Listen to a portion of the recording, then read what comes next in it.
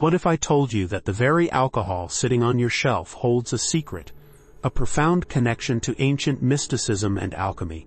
From its enigmatic origins in ancient alchemical traditions to its ubiquitous presence in modern society, alcohol presents a startling enigma. It is a compound that seemingly offers fleeting solace, yet often conceals deeper truths. The truth embedded within the very term alcohol may just redefine your perception of reality. Ever wondered where the word alcohol truly originates? Its etymological journey begins in Arabic, where it originally referred to a finely powdered substance, typically antimony, often used as kohl for the eyes. This fine essence was believed to not only physically purify vision, but also symbolically sharpen one's perception, allowing them to see beyond superficial phenomena. Over time, the word alcohol evolved.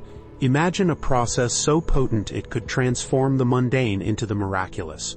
Over time, alcohol came to signify an essence derived from alchemical processes, particularly distillation. This essence, whether material or ethereal, symbolized a refined state, meticulously separated from crude matter and transformed into a potent, unadulterated form. In alchemy, alcohol is intimately connected to the principle of transformation, a foundational tenet of numerous spiritual disciplines.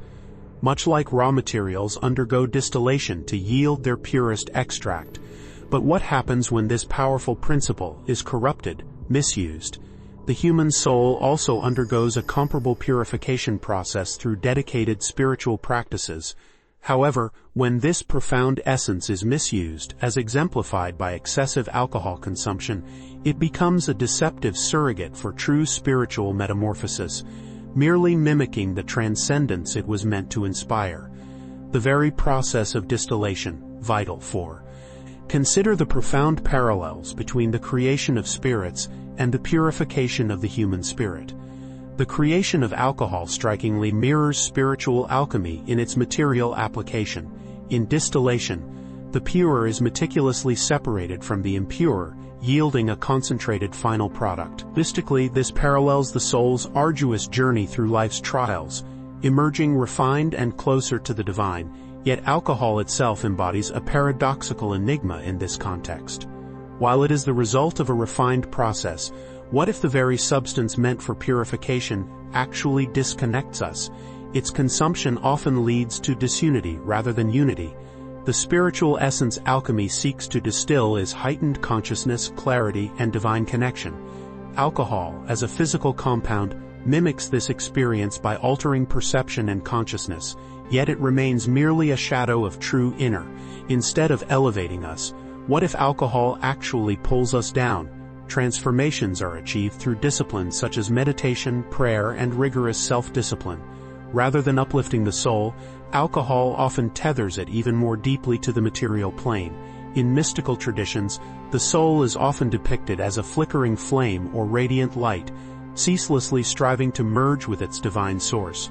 Alcohol, by its inherent properties, lowers the vibrational frequency of the body and mind. Have you ever felt that fleeting rush of freedom from drinking, only for it to vanish? This makes it difficult for the soul to attune to higher spiritual dimensions. This subsequent disconnection acts as a veil, obscuring the soul's intrinsic link to the divine. The altered states induced by alcohol create an illusion of liberation. This fleeting sense of freedom is not true transcendence, but merely a temporary reprieve from the burdens of material existence. Unlike meditative, what if the very escape you seek through alcohol actually binds you? States that elevate consciousness. The effect of alcohol dulls the mind and anchors the soul to a lower vibrational plane, thereby limiting its capacity to achieve spiritual insight and intuitive clarity. Furthermore, alcohol impedes the functioning of the pineal gland, often recognized as the third eye in mystical traditions, believed to facilitate spiritual perception and intuitive understanding. Consistent. Imagine a substance that systematically dismantles your deepest spiritual connections. Consumption gradually dulls this sensitivity, severing one's connection to their inner guidance system and divine linkage. Spiritual practices are designed to foster mindfulness, presence, and a heightened sensitivity to subtle energies. Alcohol, conversely, suppresses these very faculties, erecting a formidable barrier to spiritual progress. Over time, this erosion of spiritual sensitivity can lead to a sense of, have you ever felt stuck, trapped in fleeting pleasures, stagnation, profound confusion, and a deep disconnection from one's true higher purpose? The very awareness that spiritual seekers tirelessly strive to enhance diminishes, leaving one ensnared in a repetitive cycle of illusion and instant gratification. Beyond this, alcohol is also seen as a potent symbol of samsara, the cyclical nature of suffering in Eastern spiritual philosophies. Samsara encompasses the endless cycle of birth, death, and rebirth. Consider the endless cycle of craving and temporary relief. Defined by suffering and persistent attachment, alcohol profoundly embodies this cycle in numerous facets. Its consumption often stems from an innate desire to escape pain or pursue pleasure, two fundamental impulses that perpetuate attachment and suffering. The effects of alcohol are inherently cyclical. A brief surge of euphoria is invariably followed by a decline, fostering a persistent craving for repetition. This pattern starkly mirrors the broader. As the soul yearns for liberation, what if our addictions are a distorted echo of this deeper yearning, pattern of samsara, where ephemeral pleasures are pursued, despite their inherent inability to yield lasting satisfaction? Much like the soul remains entwined in the karmic cycle until liberation is achieved, an individual can find themselves trapped in a repetitive loop of indulgence and profound dissatisfaction, perpetually fueled by alcohol. At its very core, humanity's craving for intoxication mirrors an unconscious, what if the fleeting bliss from drinking is merely a faint echo of something far grander, desire for transcendence. The brief respite and altered state offered by alcohol superficially mimic the profound bliss and unity encountered in genuine spiritual connection. This deep yearning is, in essence, a distorted manifestation of the soul's innate impulse to reunite with its divine source. However, precisely because alcohol remains a material substance, it is inherently incapable of satisfying. The pursuit of inner peace should not lead to dependence, but to true liberation. This profound yearning, instead, it acts as a mere counterfeit, offering fleeting relief while simultaneously exacerbating the soul's estrangement from its authentic essence. This indulgence transforms into a surrogate for the diligent inner work required to attain lasting spiritual fulfillment, often leading to addiction and a false sense of security. The profound path of spiritual awakening necessitates recognizing and redirecting this. Imagine transforming the very addictions that bind you into a path to freedom. Innate yearning towards practices that genuinely foster transcendence. By embarking on an inward journey and embracing disciplines like meditation, chanting, and devotion, the seeker can access the profound bliss they unconsciously seek through external substances. This conscious redirection effectively transmutes the cycle of dependence into a transformative journey of liberation. Alcohol, both in its fundamental nature and its ancient origins. So, is alcohol a key to transcendence or a lock? It presents a profound spiritual paradox. While its alchemical origins and symbolic significance inextricably link it to concepts of purification and transcendence, its misuse often leads to entrapment in lower vibrational states. The wisdom of spiritual teachers invariably advocates for mindfulness, crystal-clear clarity, and profound interconnection as essential keys to liberation, qualities that alcohol undeniably compromises. To truly transcend the cycle of, are you ready to break free from illusions and embrace true divine connection, desire, and the illusions that alcohol perpetuates, one must first recognize the soul's authentic yearning for divine unity. This pivotal realization heralds the beginning of a transformative journey, converting the unconscious craving for intoxication into a purposeful, mindful pursuit of spiritual awakening. Before we delve any deeper, I ask you to pause for a moment. Please hit the subscribe button and turn on notifications like this post, and share this with someone who desperately needs to hear this. Together, we will embark on this journey to unveil profound secrets they have deliberately concealed from us. The great Rumi spoke of intoxication, but not in the way you might think. Rumi, the revered Sufi poet and mystic, frequently explored the theme of intoxication in his extensive writings. However, his allusions were predominantly metaphorical, pointing to the divine ecstasy of spiritual union In his profound writings, wine invariably symbolized boundless love for the divine, an elixir that elevates the soul into realms of immense joy and unbreakable connection.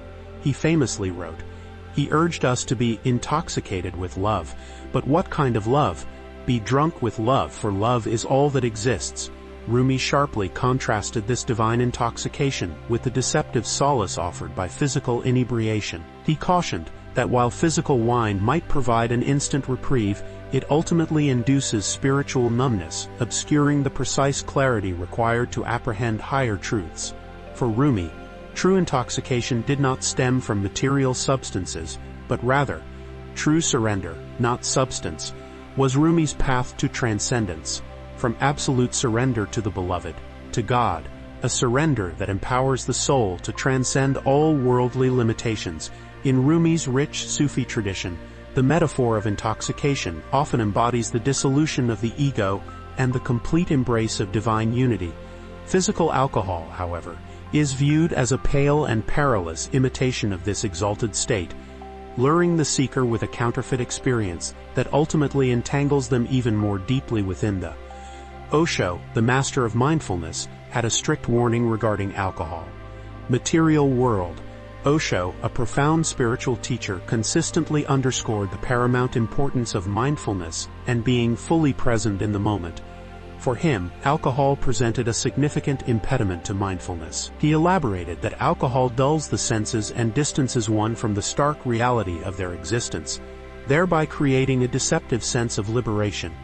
Osho often declared, "Awareness," he called alcohol an anesthesia, but not for the reason you might think, is the key to transformation. Alcohol destroys awareness, making it impossible to see the truth of who you are. Osho viewed alcohol as an anesthesia, a convenient tool people utilize to dull themselves from life's pain rather than courageously confronting and transcending it. He consistently taught that genuine liberation stems from turning inward, embracing the inevitable discomfort of personal growth, and diligently expanding one's awareness. Paramahansa Yogananda, the great yogic master, knew the secret to true spiritual clarity through disciplines like meditation. For Osho, the path of awareness absolutely necessitated full presence, and any substance that clouded the mind unequivocally undermined the seeker's capacity to evolve spiritually. Paramahansa Yogananda, the revered yogic master and author of Autobiography of a Yogi, placed immense emphasis on self-discipline and the rigorous cultivation of spiritual clarity. He unequivocally warned that alcohol, imagine your mind as a serene pond. How does alcohol disturb it? Compromises the mind's intrinsic capacity for concentration and severely weakens the willpower essential for dedicated spiritual practice. Yogananda explained that the human mind is inherently restless, akin to a pond agitated by wind. Alcohol exacerbates this inherent disquiet, making it significantly more arduous for the practitioner to still the mind and access the profound meditative states requisite for divine communion. He unequivocally declared, "The path to enlightenment," Yogananda taught, "lies in self-mastery, not in dulling the senses." Intoxicating substances destroy the harmony of body and mind. They conceal the inner light that guides the soul to liberation. For Yogananda, the profound path to enlightenment hinged on mastering the senses and diligently cultivating inner strength. Alcohol, by distorting perception and weakening self-control, undoubtedly becomes a formidable impediment on this sacred journey. Ancient spiritual traditions. For millennia, spiritual wisdom has consistently cautioned against the consumption of alcohol. Ancient spiritual traditions often warned against the consumption of alcohol, invariably viewing it as a significant impediment to spiritual progress. In Buddhism, abstinence from intoxicating substances is one of the 5 core precepts, emphasizing its crucial role in maintaining mental clarity and fostering ethical conduct. Similarly, Hindu scriptures like the Manusmriti explicitly caution against alcohol, associating its use with a weakening of self-discipline, and, even in traditions where wine is revered, its physical form is often forbidden. Moral degradation. In Sufism, while wine is metaphorically employed to describe divine love and spiritual ecstasy, physical wine is unequivocally discouraged. It is perceived as a potent distraction that diverts the seeker from true unity with God. The mystic Jalaluddin Rumi often used the imagery of wine to symbolize an all-consuming love for the divine, yet he consistently emphasized that what if the wine you seek is not in the bottle, but in knowledge itself? Intoxication stems solely from spiritual practices, not from material substances. In Gnostic Christianity, the wine of the world serves as a vivid symbol of attachment to worldly pleasures and pervasive distractions. Gnostic texts underscore the critical importance of vigilance and purity, cautioning that the allure of carnal delights, including intoxication, diverts the soul from its ultimate divine purpose. The true wine is gnosis, or spiritual knowledge. Ancient texts carry a powerful dual message about alcohol that liberates the soul from endless cycles of suffering. Alcohol occupies a deeply paradoxical position within sacred texts, symbolizing both divine communion and worldly distraction. In the Bible, for instance, wine is a key component of the Eucharist, representing the blood of Christ and the covenant of eternal life. However, excessive consumption is unequivocally condemned, as clearly stated in Proverbs warns us, wine is a mocker. But what does this truly mean? In Proverbs chapter 20 verse 1, wine is a mocker, strong drink is a brawler, and whoever is led astray by it is not wise. This inherent dual symbolism reflects alcohol's profound capacity to either foster connection or impose disconnection between the soul and its spiritual essence, depending on the context and intention behind its use. In alchemical and mystical traditions, wine often symbolizes a spiritual elixir, a potent. The true spiritual elixir isn't bottled, it's a state of being, substance, or an exalted state that elevates the soul. This wine is not a material beverage, but a profound metaphor for divine grace that imbues the soul with deep joy and illuminating insight. The true peril lies in mistaking physical wine for its spiritual counterpart, attempting to achieve divine intoxication through purely material means. Divine intoxication, or spiritual inebriation, refers to the overwhelming. Imagine a bliss so profound it transcends all earthly joys. Bliss and ecstasy experienced in profound states of union with the divine. This transcendent state moves beyond ordinary consciousness, imbuing the soul with infinite love, joy, and profound wisdom. Mystics across various traditions have invariably described this experience as the ultimate goal of the spiritual path. Rumi, for instance, eloquently speaks of being intoxicated with the wine of love, a state where the soul completely dissolves into the high from alcohol is merely an imitation of true spiritual ecstasy, infinite ocean of the divine. This form of intoxication is not a dulling of the senses, but rather an exhilarating awakening to the profound interconnectedness of all existence. Physical intoxication, attained through alcohol, is merely a shadow of spiritual inebriation. While the former dulls the senses and creates an artificial sense of euphoria, the latter sharpens awareness and guides one toward genuine joy. So, how do we achieve this true, boundless joy without a single drop of alcohol? True spiritual intoxication requires no external substances. It is a direct consequence of profound inner work and absolute surrender to the divine. Mystics throughout the ages have offered invaluable guidance for attaining spiritual inebriation through dedicated practices. These include meditation, a powerful method for quieting the mind and accessing the divine presence within, and devotional practices, such as ancient mystics knew the path to true ecstasy, a path found in service and devotion, chanting, singing, or prayer, which powerfully cultivate a sense of unity with the divine.